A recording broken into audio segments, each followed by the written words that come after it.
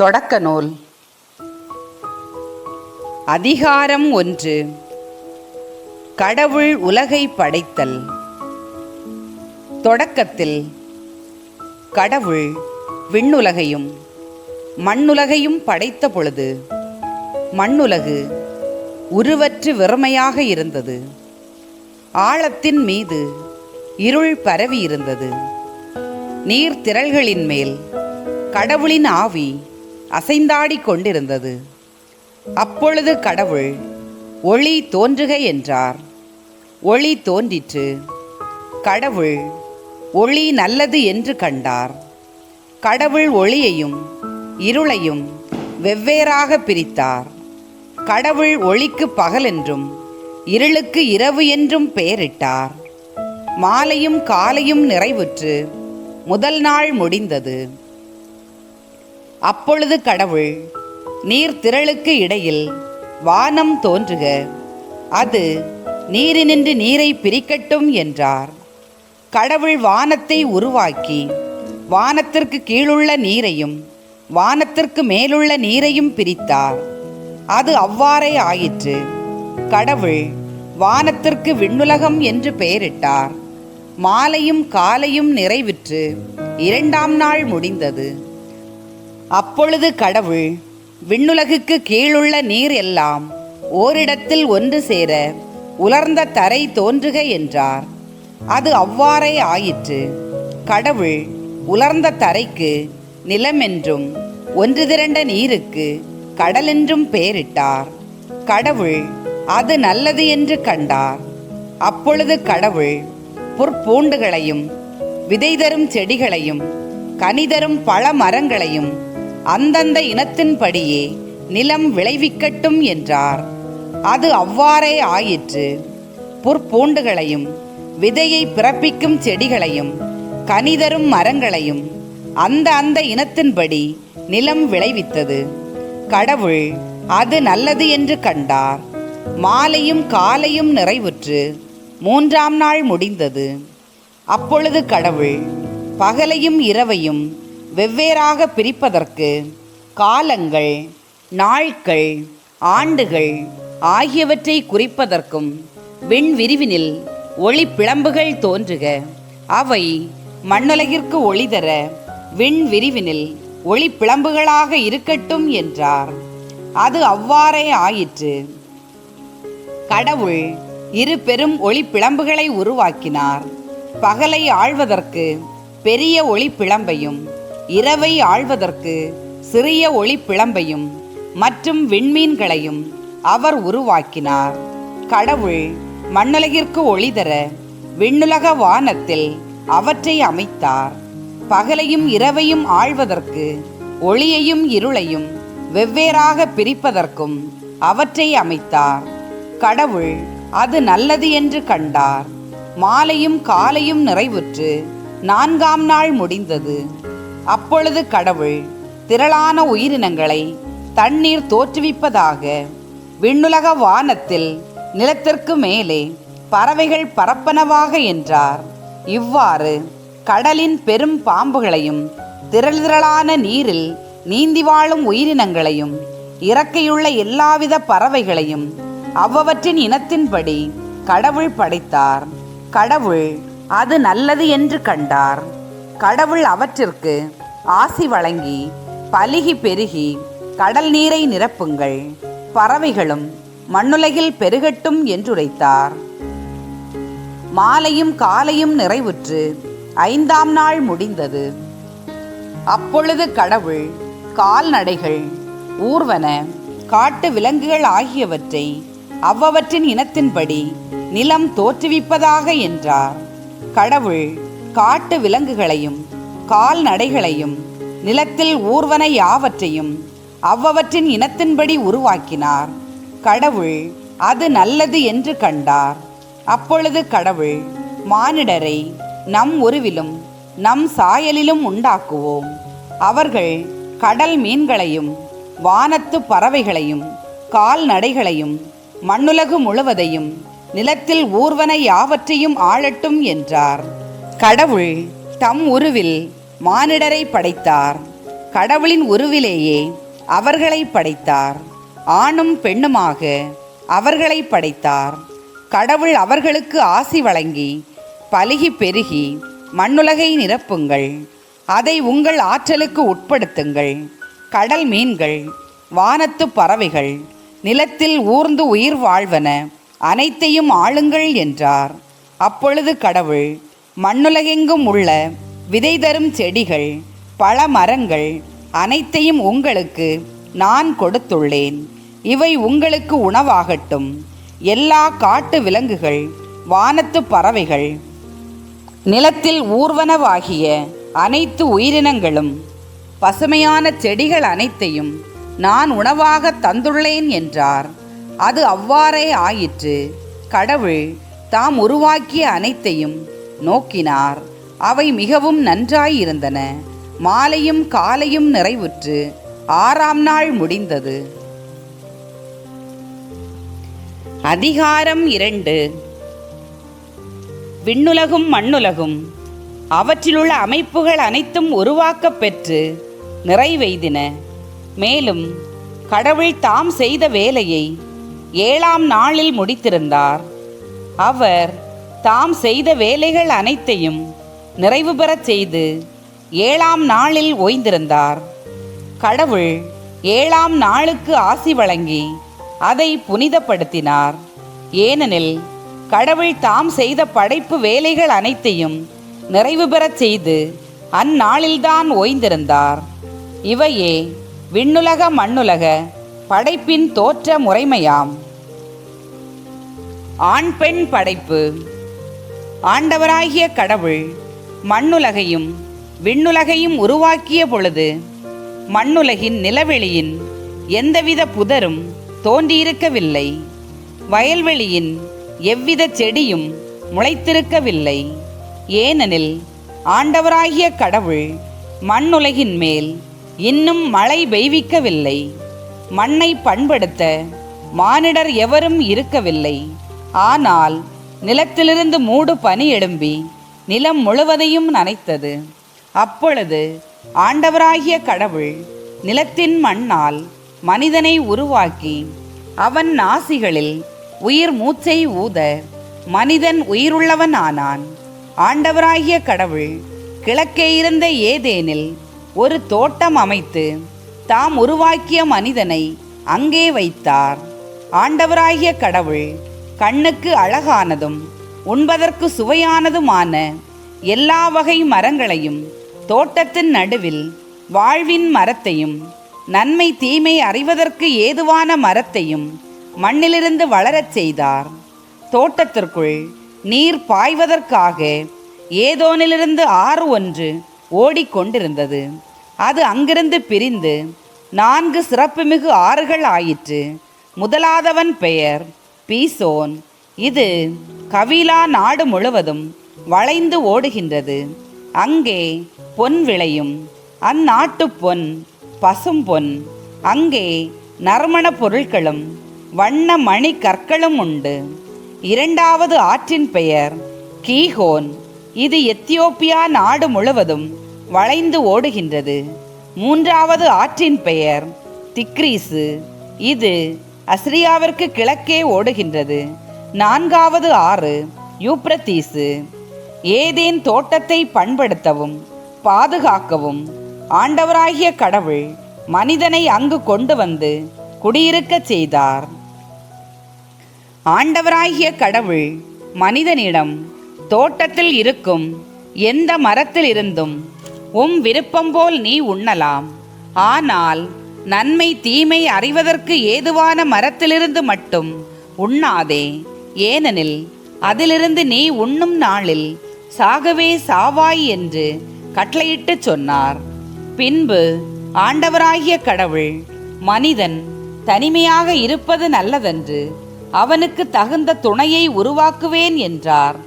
ஆண்டவராகிய கடவுள் மண்ணிலிருந்து எல்லா காட்டு விலங்குகளையும் வானத்து பறவைகளையும் உருவாக்கி அவற்றிற்கு மனிதன் என்ன பெயரிடுவான் என்று பார்க்க அவற்றை அவனிடம் கொண்டு வந்தார்.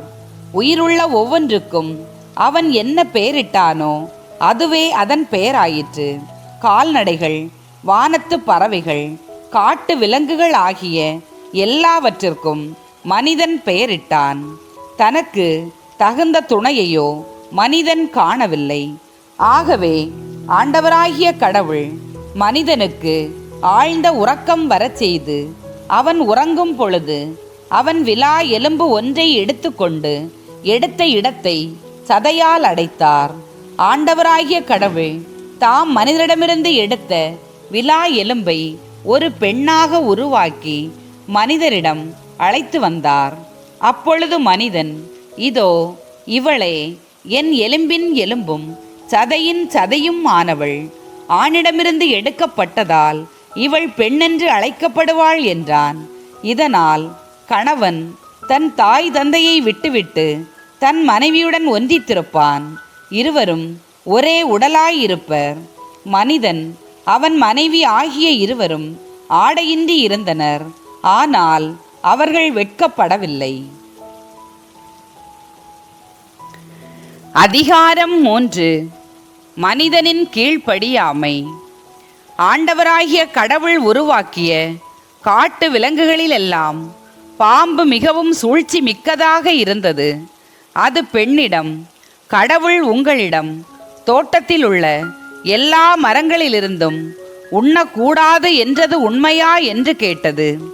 பெண் பாம்பிடம், தோட்டத்தில் இருக்கும் மரங்களின் பழங்களை நாங்கள் உண்ணலாம், ஆனால் தோட்டத்தின் நடுவில் உள்ள மரத்தின் கனியை மட்டும் நீங்கள் உண்ணக்கூடாது, அதை தொடவும் கூடாது, மீறினால் நீங்கள் சாவீர்கள் என்று கடவுள் சொன்னார் என்றாள். பாம்பு பெண்ணிடம், நீங்கள் சாகவே மாட்டீர்கள், ஏனெனில் நீங்கள் அதிலிருந்து உண்ணும் நாளில் உங்கள் கண்கள் திறக்கப்படும், நீங்கள் கடவுளைப் போல் நன்மை தீமையை அறிவீர்கள் என்பது கடவுளுக்கு தெரியும் என்றது. அந்த மரம் உண்பதற்கு சுவையானதாகவும் கண்களுக்கு களிப்பூட்டுவதாகவும் அறிவு பெறுவதற்கு விரும்பத்தக்கதாகவும் இருந்ததை கண்டு பெண் அதன் பழத்தை பறித்து உண்டாள். அதை தன்னுடன் இருந்த தன் கணவனுக்கும் கொடுத்தாள். அவனும் உண்டான். அப்பொழுது அவர்கள் இருவரின் கண்களும் திறக்கப்பட்டன. அவர்கள் தாங்கள் ஆடையின்றி இருப்பதை அறிந்தனர். ஆகவே அத்தி இலைகளை தைத்து தங்களுக்கு ஆடைகளை செய்து கொண்டனர். மென்காற்று வீசிய பொழுதினிலே தோட்டத்தில் ஆண்டவராகிய கடவுள் உலாவிக் கொண்டிருந்த ஓசை கேட்டு மனிதனும் அவன் மனைவியும் ஆண்டவராகிய கடவுளின் திருமுன்னிருந்து விலகி தோட்டத்தின் மரங்களுக்கு இடையே ஒளிந்து கொண்டனர். ஆண்டவராகிய கடவுள் மனிதனை கூப்பிட்டு, நீ எங்கே இருக்கின்றாய் என்று கேட்டார். குரலொலியை நான் தோட்டத்தில் கேட்டேன், ஆனால் எனக்கு அச்சமாக இருந்தது, ஏனெனில் நான் ஆடையின்றி இருந்தேன், எனவே நான் ஒளிந்து கொண்டேன் என்றான் மனிதன். நீ ஆடையின்றி இருக்கின்றாய் என்று உனக்கு சொன்னது யார்? நீ உண்ணக்கூடாது என்று நான் விலக்கிய மரத்திலிருந்து நீ உண்டாயோ என்று கேட்டார். அப்பொழுது அவன், என்னுடன் இருக்கும்படி நீர் தந்த அந்த பெண் மரத்தின் கனியை எனக்கு கொடுத்தாள், நானும் உண்டேன் என்றான். ஆண்டவராகிய கடவுள், நீ ஏன் இவ்வாறு செய்தாய் என்று பெண்ணை கேட்க, அதற்கு பெண், பாம்பு என்னை ஏமாற்றியது, நானும் உண்டேன் என்றாள். கடவுளின் தீர்ப்பும் வாக்குறுதியும். ஆண்டவராகிய கடவுள் பாம்பிடம், நீ இவ்வாறு செய்ததால் கால்நடைகள், காட்டு விலங்குகள் அனைத்திலும் சபிக்கப்பட்டிருப்பாய். உன் வயிற்றினால் ஊர்ந்து உன் வாழ்நாள் எல்லாம் புழுதியை தின்பாய். உனக்கும் பெண்ணுக்கும் உன் வித்துக்கும் அவள் வித்துக்கும் பகையை உண்டாக்குவேன். அவள் வித்து உன் தலையை காயப்படுத்தும், நீ அதன் குதிகாலை காயப்படுத்துவாய் என்றார். அவர் பெண்ணிடம், உன் மகப்பேற்றின் வேதனையை மிகுதியாக்குவேன், வேதனையில் நீ குழந்தைகள் பெறுவாய். ஆயினும் உன் கணவன் மேல் நீ வேட்கை கொள்வாய், அவனோ உன்னை ஆழ்வான் என்றார். அவர் மனிதனிடம், உன் மனைவியின் சொல்லை கேட்டு உண்ணக்கூடாது என்று நான் கட்டளையிட்டு விலக்கிய மரத்திலிருந்து நீ உண்டதால் உன் பொருட்டு நிலம் சபிக்கப்பட்டுள்ளது. உன் வாழ்நாளெல்லாம் வருந்தி அதன் பயனை உழைத்து நீ உண்பாய். முட்செடியையும் முட்புதரையும் உனக்கு அது முளைப்பிக்கும். வயல்வெளி பயிர்களை நீ உண்பாய். நீ மண்ணிலிருந்து உருவாக்கப்பட்டதால் அதற்கு திரும்பும் வரை நெற்றி வியர்வை நிலத்தில் விழ உழைத்து உன் உணவை உண்பாய். நீ மண்ணாக இருக்கிறாய், மண்ணுக்கே திரும்புவாய் என்றார். மனிதன் தன் மனைவிக்கு ஏவாள் என்று பெயரிட்டான். ஏனெனில் உயிருள்ளோர் எல்லோருக்கும் அவளே தாய். ஆண்டவராகிய கடவுள் மனிதனுக்கும் அவன் மனைவிக்கும் தோல் ஆடைகள் செய்து அவர்கள் அணியச் செய்தார். பின்பு ஆண்டவராகிய கடவுள், மனிதன் இப்பொழுது நம்முள் ஒருவர் போல் நன்மை தீமை அறிந்தவன் ஆகிவிட்டான். இனி அவன் என்றென்றும் வாழ்வதற்காக வாழ்வின் மரத்திலிருந்து பறித்து உண்ண கையை நீட்டிவிடக் கூடாது என்றார்.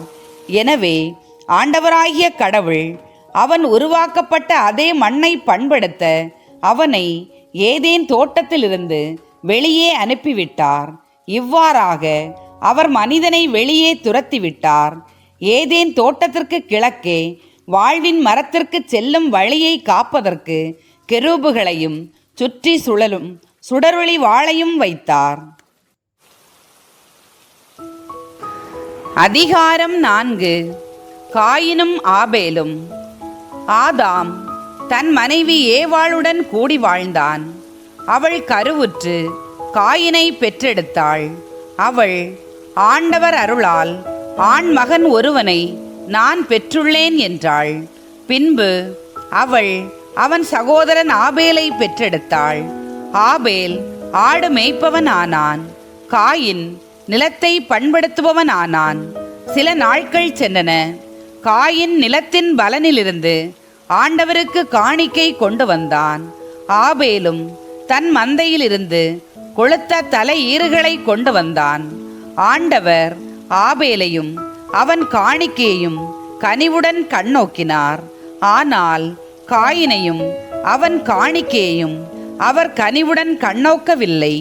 ஆகவே காயின் கடும் சினமுற்றான். அவன் முகம் வாடியது.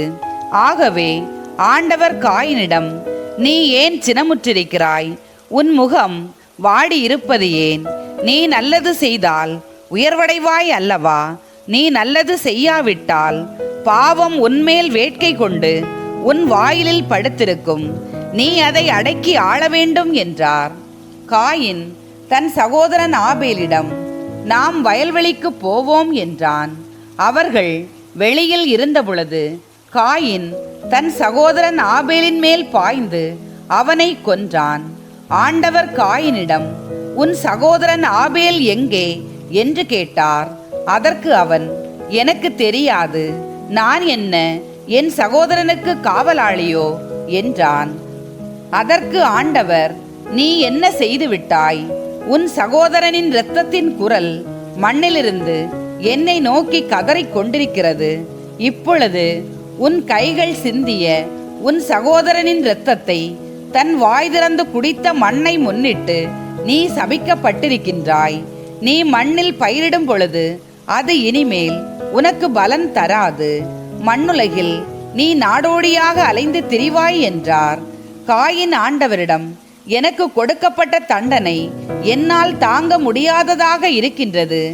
இன்று நீர் என்னை இம்மண்ணிலிருந்து துரத்தி இருக்கின்றீர். உமது முன்னிலையினின்று நான் மறைக்கப்பட்டுள்ளேன். மண்ணுலகில் நான் நாடோடியாக அலைந்து திரிய வேண்டியுள்ளது. என்னை காண்கின்ற எவனும் என்னை கொல்வானே என்றான். ஆண்டவர் அவனிடம், அப்படி அன்று, காயினை கொல்கின்ற எவனும் 7 முறை பழிவாங்கப்படுவான் என்று சொல்லி, காயினை கண்டுபிடிக்கும் எவனும் அவனை கொல்லாமல் இருக்க ஆண்டவர் அவன் மேல் ஓர் அடையாளமிட்டார். பின்னர் காயின் ஆண்டவர் திருமுன்னை விட்டு சென்று ஏதேனுக்கு கிழக்கே இருந்த நோது நாட்டில் குடியேறினான். காயினின் வழிமரபினர். காயின் தன் மனைவியுடன் கூடி வாழ அவளும் கருவுற்று ஏனோக்கை பெற்றெடுத்தாள். அப்பொழுது காயின் ஒரு நகரத்தை நிறுவி அதற்கு தன் மகன் ஏனோக்கின் பெயரை வைத்தான். ஏனோக்கிற்கு ஈராது பிறந்தான். ஈராதுக்கு மெகுயாவேல் பிறந்தான். மெகியாவேலுக்கு மெத்துசாவேல் பிறந்தான். மெத்துசாவேலுக்கு லாமேக்கு பிறந்தான். லாமேக்கு 2 பெண்களை மணந்து கொண்டான். ஒருத்தியின் பெயர் ஆதா, மற்றொருத்தியின் பெயர் சில்லா. ஆதா யாபேலை பெற்றெடுத்தாள்.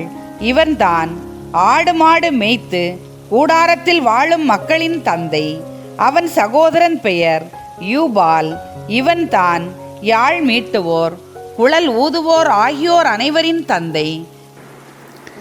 சில்லா தூபால் காயினை பெற்றெடுத்தாள். இவன் வெண்கலத்தாலும் இரும்பாலும் எல்லாவிதமான கருவிகள் செய்யும் கொல்லனானான். தூபால் காயினுக்கு நாகாமா என்ற சகோதரி இருந்தாள். லாமேக்கு தன் மனைவியரிடம், ஆதா, சில்லா, நான் சொல்வதை கவனியுங்கள். லாமேக்கின் மனைவியரே, என் சொல்லுக்கு செவிகொடுங்கள். என்னை காயப்படுத்தியதற்காக ஒருவனை நான் கொன்றுவிட்டேன். என்னை அடித்ததற்காக அந்த இளைஞனை நான் கொன்றேன். காயினுக்காக 7 முறை பழிவாங்கப்பட்டால் லாமேக்கிற்காக 70 முறை 7 முறை பழிவாங்கப்படும் என்றான். ஆதாம் மீண்டும் தன் மனைவியுடன் கூடி வாழ அவளும் மகன் ஒருவனை பெற்று அவனுக்கு சேத்து என்று பெயரிட்டாள். காயின் ஆபேலை கொன்றதால் அவனுடைய இடத்தில் இன்னொருவனை கடவுள் வைத்தருளினார் என்றான். சேத்துக்கும் மகன் ஒருவன் பிறந்தான். அவனுக்கு அவன் ஏனோசு என்று பெயரிட்டான். அப்பொழுதே ஆண்டவர் என்னும் திருப்பெயரால் அவரை வழிபடலாயினர். அதிகாரம் 5. ஆதாமின் வழிமரபினர். ஆதாமின் வழிமரபின் அட்டவணை பின்வருமாறு. கடவுள் மனிதரை படைத்த பொழுது அவர்களை தம் சாயலில் உருவாக்கினார். ஆணும் பெண்ணுமாக அவர்களை படைத்தார்.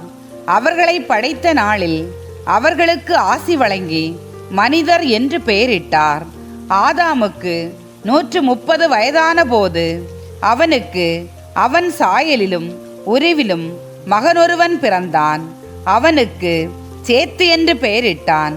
சேத்து பிறந்தபின் ஆதாம் 800 ஆண்டுகள் வாழ்ந்தான். ஆதாமுக்கு புதல்வரும் புதல்வியரும் பிறந்தனர். மொத்தம் 930 ஆண்டுகள் வாழ்ந்தபின் ஆதாம் இறந்தான். சேத்துக்கு 105 வயதான போது அவனுக்கு ஏனோசு பிறந்தான். ஏனோசு பிறந்தபின் சேத்து 97 ஆண்டுகள் வாழ்ந்தான். சேத்துக்கு புதல்வரும் புதல்வியரும் பிறந்தனர். மொத்தம் 912 ஆண்டுகள் வாழ்ந்தபின் சேத்து இறந்தான். ஏனோசுக்கு 90 வயதான போது அவனுக்கு கேனான் பிறந்தான். கேனான் பிறந்தபின் ஏனோசு 815 ஆண்டுகள் வாழ்ந்தான். கேனானுக்கு புதல்வரும் புதல்வியரும் பிறந்தனர். மொத்தம் 905 ஆண்டுகள் வாழ்ந்தபின் ஏனோசு இறந்தான். கேனானுக்கு 70 வயதான போது அவனுக்கு மகளவேல் பிறந்தான். மகளவேல் பிறந்தபின் கேனான் 840 ஆண்டுகள் வாழ்ந்தான். கேனானுக்கு புதல்வரும் புதல்வியரும் பிறந்தனர். மொத்தம் 910 ஆண்டுகள் வாழ்ந்தபின் கேனான் இறந்தான். மகளவேலுக்கு 65 வயதான போது அவனுக்கு ஏரேது பிறந்தான். ஏரேது பிறந்தபின் மகளவேல் 830 ஆண்டுகள் வாழ்ந்தான். மகளவேலுக்கு புதல்வரும் புதல்வியரும் பிறந்தனர். மொத்தம் 895 ஆண்டுகள் வாழ்ந்தபின் மகளவேல் இறந்தான். ஏரேதுக்கு 162 வயதான போது அவனுக்கு ஏனோக்கு பிறந்தான். ஏனோக்கு பிறந்தபின் ஏரேது 800 ஆண்டுகள் வாழ்ந்தான். ஏரேதுக்கு புதல்வரும் புதல்வியரும் பிறந்தனர். மொத்தம் 962 ஆண்டுகள் வாழ்ந்தபின் ஏரேது இறந்தான். ஏனோக்குக்கு 65 வயதான போது அவனுக்கு மெத்துசேலா பிறந்தான். மெத்துசேலா பிறந்தபின் ஏனோக்கு 300 ஆண்டுகள் கடவுளோடு நடந்தான். ஏனோக்கிற்கு புதல்வரும் புதல்வியரும் பிறந்தனர். ஏனோக்கு மொத்தம் 365 ஆண்டுகள் வாழ்ந்தான். ஏனோக்கு கடவுளோடு நடந்து கொண்டிருந்தான்.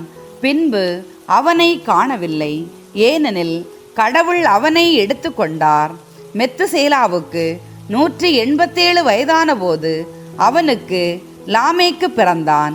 லாமேக்கு பிறந்தபின் மெத்துசேலா 782 ஆண்டுகள் வாழ்ந்தான். மெத்துசேலாவுக்கு புதல்வரும் புதல்வியரும் பிறந்தனர். மெத்துசேலா மொத்தம் 969 ஆண்டுகள் வாழ்ந்தபின் இறந்தான். லாமேக்கிற்கு 182 வயதான போது அவனுக்கு மகனொருவன் பிறந்தான். அவன் ஆண்டவரின் சாபத்திற்குள்ளான மண்ணில் நமக்கு உண்டான கடின வேலையிலும் உழைப்பிலும் நமக்கு ஆறுதல் அளிப்பான் என்று சொல்லி அவனுக்கு நோவா என்று பெயரிட்டான். நோவா பிறந்தபின் லாமேக்கு 595 ஆண்டுகள் வாழ்ந்தான். லாமேக்கிற்கு புதல்வரும் புதல்வியரும் பிறந்தனர். லாமேக்கு மொத்தம் 787 ஆண்டுகள் வாழ்ந்தபின் இறந்தான். நோவாவிற்கு 500 வயதான போது அவருக்கு சேம், காம், எப்பேத்து ஆகியோர் பிறந்தனர்.